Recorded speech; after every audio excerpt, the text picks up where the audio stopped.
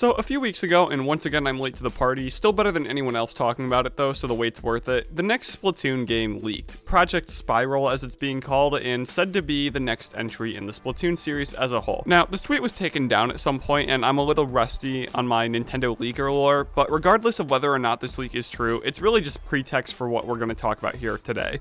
So, for the love of God, do not let Splatoon 4 be a year 1 or even year 2 for that matter game on the Switch. This video is actually sponsored by me. Me and some friends have been working on a little game of our own called Uncle Quizzies. In Uncle Quizzies, you work for this megacorp called Quizzies, and you need to work your way up the corporate ladder by sabotaging any and all corporate rivals you may have. Every boss you play against is like a different genre of popular game from the last 40 years. For example, we have a free demo out now, and the boss of the demo plays like a fusion between Cuphead and Duck Hunt. There's also a platforming section and an endless timing minigame in the demo too. If you play the demo and want to help us turn this into a full game, then we've got a Kickstarter too with some cool digital and physical rewards. So check the Kickstarter link in the description, you can download the game there as well. Seriously, it would mean the world to me if you checked it out. Alright, video time. I think we finally crossed the line where we can say Splatoon 3 was a good game, but not nearly as good as it should have been. It's a serviceable sequel, but really compared to the first two, the best way I can describe 3 is like filler. Like, its very existence hints at something far better.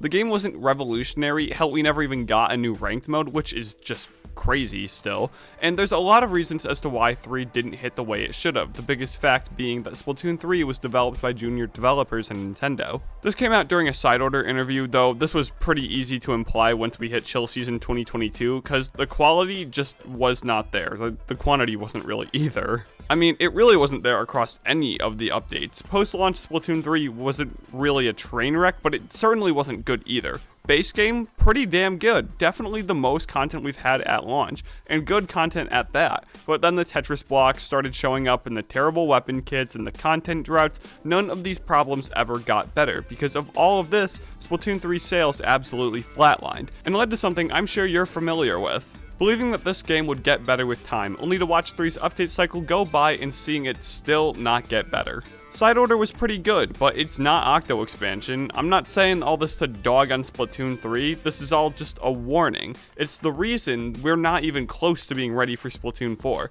These junior devs have gotten better at making Splatoon, but they're not there yet, by any measure. And if they're only given like 2 years to make Splatoon 4, we're in for another game of absolute mid. Splatoon 4 is only rumored to be in pre-production, that is, if it actually is Splatoon 4. It could be a spin-off game. I hope it's a spin-off game. For one, because a Splatoon RPG that only focuses on story would go so unfathomably hard, and two, the Splatoon team needs at least 4 years for this game, and they need more oversight too. So, in case you didn't know, the teams that make Animal Crossing and Splatoon used to be the same team, however, a lot of recent evidence supports that these two are now two separate teams, with the more experienced devs taking over Animal Crossing and the newer people taking Splatoon. It's really good that we've got two teams now, so neither game's gonna have to go through as bad of a content drought. Seriously, I would hate to be an Animal Crossing fan between the releases of New Leaf and Horizons. That must have really sucked. But even though we've got two teams now, does not mean Nintendo shouldn't have some of the more experienced people who worked on all 3 games keeping a close eye on the development of Splatoon 4.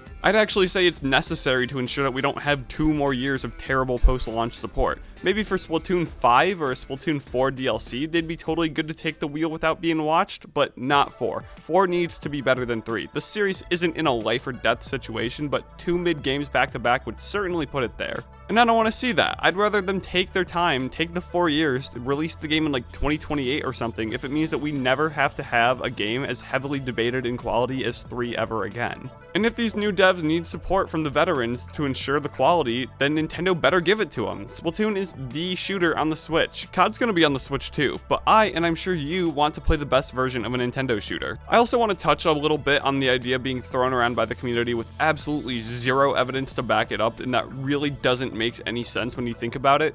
We don't know what Project Spiral is, but we can be sure what it isn't, and what it isn't is Splatoon 3 Deluxe. And we can prove this by one simple thing. We already know the Switch successor is going to be backwards compatible, and I'm pretty sure Nintendo actually already confirmed this themselves. I'll show it on screen if they did. It would make absolutely 0 sense to have Splatoon 2, Splatoon 3, and a Splatoon 3 Deluxe all playable on the same console. For one, God only knows how many 12-year-olds aren't going to see the difference between 3 and 3 Deluxe and just keep playing playing 3 and not spending the extra $60 or maybe even $70 on a 3 Deluxe when they think they can be smart by just keeping on playing 3. The player-based division would kill 3 Deluxe on launch, unless they somehow made both games play together, which they could, and then in that case, Splatoon 3 Deluxe would just be a big DLC. And that big DLC would probably have new maps that the base game wouldn't be able to play on, once again dividing the player base. 3 Deluxe really makes no sense, and would you really want Nintendo to make 3 Deluxe anyway? Do you really want to play 2 more years of Splatoon 3 updates, or do you just not want to wait for another game? Which I'm not saying that to judge you on for being impatient, that's totally normal to want to play the best game as soon as possible. It's just not realistic.